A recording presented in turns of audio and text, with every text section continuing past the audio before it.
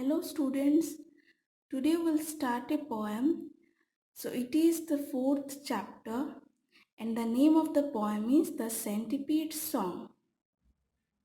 In the last class we have studied a poem, Cats Sleep Anywhere, same like it's a small poem and this poem is about an insect. Now we will see how the insect, that is centipede, is described in this poem.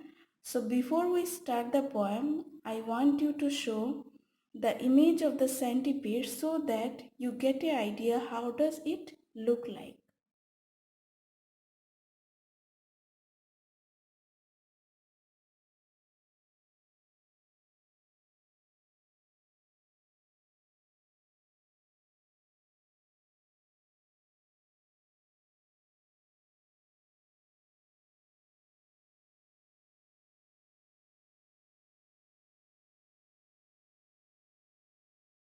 So we have seen that centipede is an insect with a long, somewhat flattened body with many legs, and it has many segments in its body. So see the warm-up question. Can you think of another insect with many segments in its body? So the insect with many segments in its body is millipede. You can also write caterpillar. Okay, next question. Name an insect which is also the name of a game. So the insect is cricket. Now let's move on to the poem. 40,000 little legs walking down the stairs, 40,000 little feet walking down in pairs. So the poet here mentioned the number of the legs 40,000. Instead of counting the legs, the poet has simply mentioned this number 40,000.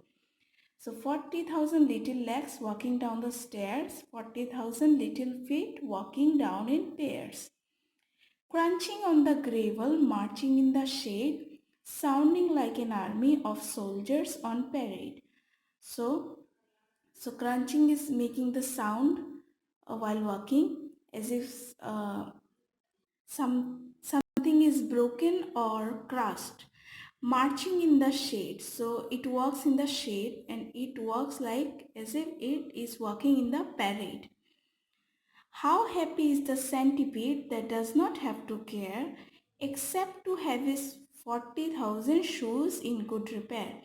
So a centipede is so happy that it does not have to care about anything else, but he has to care about his 40,000 shoes because he has to give for repair.